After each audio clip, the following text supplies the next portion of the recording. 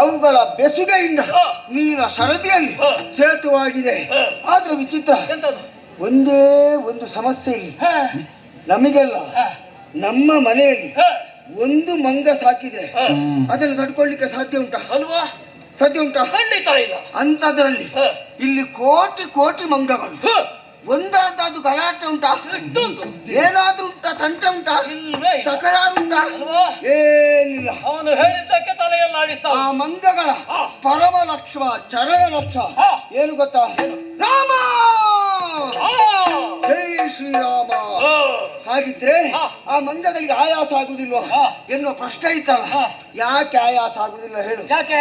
ಆ ರಾಮ ಎನ್ನುವ ಎರಡು ಅಕ್ಷರದಲ್ಲಿ ಬಹುಶಃ ಅಂತಹ ಒಂದು ಮಹಿಮೆ ಇದೆ ಎನ್ನುವುದು ನಮ್ಮ ಕಂಗಳಿಗೆ ಎದ್ದು ಗೋಚರಿಸ್ತಾ ಇದೆ.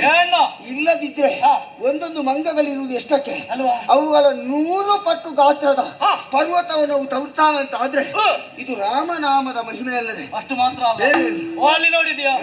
ಮಂಗಗಳೆಲ್ಲ ಪರ್ವತದಿಂದ ಕಾಲಿನಲ್ಲಿ ತುಳಿಯುವಂತಹ ಸಂದರ್ಭಕ್ಕೆ ಹೊರಳಿ ಹೊರಳಿ ಬರುವಂತಹ ಒಂದೊಂದು ಬಂಡೆಗಳು ಸಮುದ್ರಕ್ಕೆ ಬೀರುವಂತಹ ಸಂದರ್ಭದಲ್ಲಿ ನೋಡಿದ್ಯಾ? ತೆರೆಗಳೆಲ್ಲ ಮೇಲೆ ಅಪ್ಪಳಿಸ್ತಾ ಉಂಟು. ನೋಡಿ, ಒಂದೊಂದೇ ಬಂಡೆ ಉರುಳಿಕ್ಕೆ ಬಾಂಬಾಯ್ತು ಅಲ್ವಾ?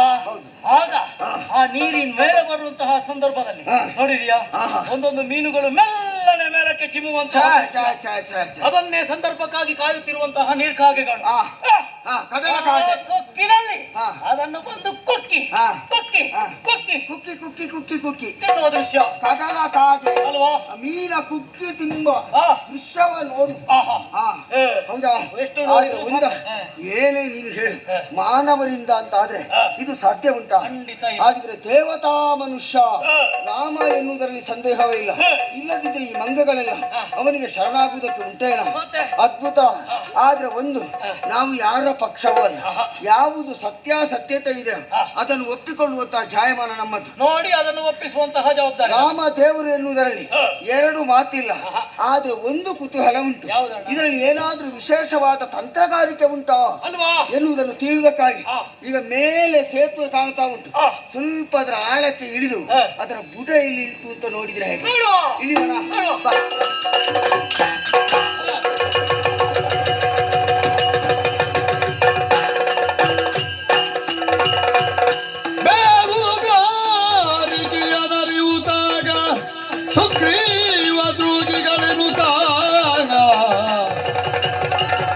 ರಾಘವಗೆ ಸೋವನ ರೊಗಿದ ನಂದಿರಿ ಸೇತುವೆ ತಳಭಾಗದಲ್ಲಿದ್ದವರು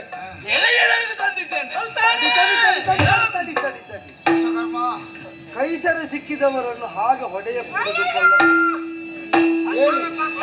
ಎಂದನಲ್ಲೂ ಕೇಳ್ದು ರಾಮ ಮನ್ನಿಸುತ್ತಲಂದು ಕೇಳಿದನು ಕ್ಷೇಮ.